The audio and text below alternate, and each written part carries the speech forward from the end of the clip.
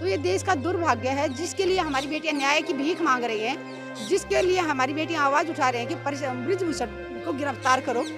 Police उसको गिरफ्तार ना करके हमारी बेटियां पर लाठियां बरसा रही है और हमारी जो पीड़िता हैं उन्हीं के भाइयों के सिर फोड़ रही है।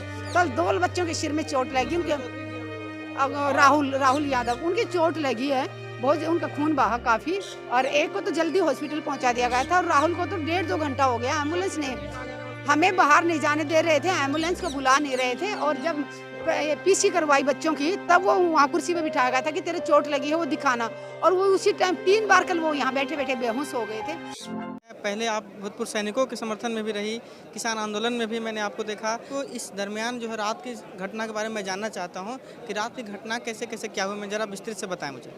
मेरा नाम सुदेश गोयत है और हिसार हरियाणा से हूँ मैं, और यहाँ पे जो लगातार खिलाड़ियों के साथ हूँ, 12 दिन से लगातार खिलाड़ियों के साथ हूँ, और जो बारिश की वजह से खिलाड़ियों के जो बिस्तर थे, जिनको वो 10-11 दिन से लगातार यहाँ सो रहे थे, वो बिस्तर पूरा बारिश में भीग गए थे। आपने देखा था टेंट हमारा छोटा सा लगा हुआ था, वहाँ पूरा पानी भर गया था पूरा। उसके बाद हमारे खिलाड़ियों ने जो फोल्डिंग चारपाई होती है प्लाई वाली, वो उन्होंने मंगवाई थी, और जब वो टेम्पो में यहाँ पे आई तो हमारी महिला खिलाड़ी उस टेम्पो से अपनी चारपाइयाँ उतार रही थी, तभी वहाँ पुलिस के कुछ लोग आते हैं और उन महिलाओं को मना करते हैं कि आप ये चारपाई मत उतारिए, इसकी परमिशन नहीं है। खिलाड़ियों ने कहा कि जब हम यहाँ रह रहे हैं, परमिशन तो सिर्फ एक धरना देने के लिए ली है, तो यहाँ हम रह रहे हैं, यहाँ कुर्सियाँ आई हुई हैं, हमारा टेबल आया हुआ है, तो चारपाई आने में क्या दिक्कत है, गद्दे वगैरह भी आए हुए हैं। तो बस उसी के चक्कर में पुलिस वालों ने धक्का मुक्की शुरू कर दी।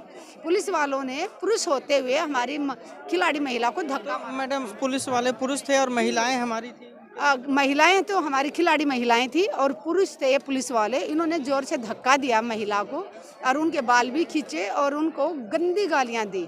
दुख की बात यह है कि पुलिस यूनिफॉर्म में है और उनको गंदी गालियां देते हुए, वो एक इंटरनेशनल खिलाड़ी को, जो देश की मान है, देश का शान है, जिन्होंने देश का गौरव बढ़ाया, उन बेटियों को उन्होंने ऐसा व्यवहार किया। वो बेटियों को मैं कहती हूँ झकझोर दिया। बेटियों का एक कहते हैं ना कि जो दिल में घाव किया है वो घाव। वो बहुत ज़्यादा रो रही थी। जब मैं यहाँ पहुँची दोनों बेटियाँ कांप रही थी, बहुत ज़्यादा रो रही थी।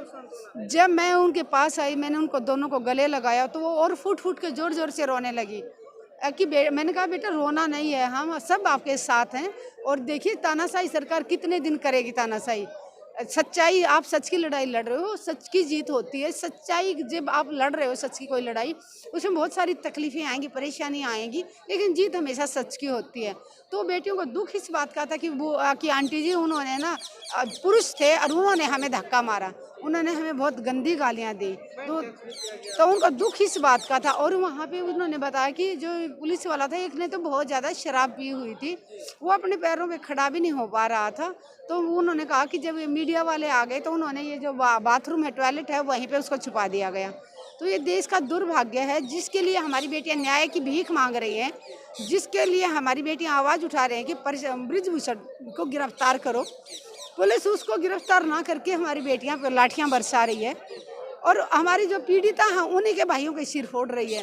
कल 2 बच्चों के सिर में चोट लगी, उनके राहुल यादव, उनकी चोट लगी है, बहुत उनका खून बहा काफी, और एक को तो जल्दी हॉस्पिटल पहुंचा दिया गया था और राहुल को तो 1.5-2 घंटा हो गया। एम्बुलेंस ने हमें बाहर नहीं जाने दे रहे थे, एम्बुलेंस को बुला नहीं रहे थे, और जब पीसी करवाई बच्चों की तब वो वहाँ कुर्सी पे बिठाया गया था कि तेरे चोट लगी है वो दिखाना, और वो उसी टाइम 3 बार कल वो यहाँ बैठे बैठे बेहोश हो गए थे।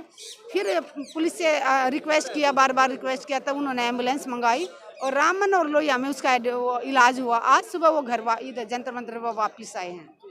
अभी एक बच्ची का, आपने टीयू की एक बच्ची थी, अभी वो रेसलर्स के सपोर्ट में, समर्थन में अपने कॉलेज कैंपस के बाहर समर्थन दे रही थी, तो उसके खिलाफ में पुलिस वहाँ जाती है, उनको डिटेन करती है, बेरहमी से उनके साथ भी शायद मेंटली टॉर्चर किया जाता है, सेक्सुअल हरासमेंट की भी बात लेकर के यहाँ जनता में बैठी हुई। देखिए सरकार मतलब कितनी गिरेगी। हम बात करते हैं कि कुश्ती संघ के जो अध्यक्ष हैं उन्होंने शोषण किया है, उसके खिलाफ बेटियां यहाँ आवाज़ उठा रही हैं, लेकिन यहाँ तो पुलिस वाले ही हमला कर रहे हैं बेटियों पे। पहले तो हम कहते थे कि नेताओं से अपनी बेटियों को बचाओ, लेकिन अब तो कहीं ना कहीं एक डर पैदा हो गया है कि हमें पुलिस से भी अपनी बेटियों को बचा के रखना पड़ेगा। अगर वो दारू पी के यहाँ ड्यूटी करेंगे तो क्या हमारी बेटियाँ यहाँ सुरक्षित होंगी? क्या वो आदमी अच्छे से अपने आप को संभाल पाएगा? क्या उसका दिमाग काम करेगा?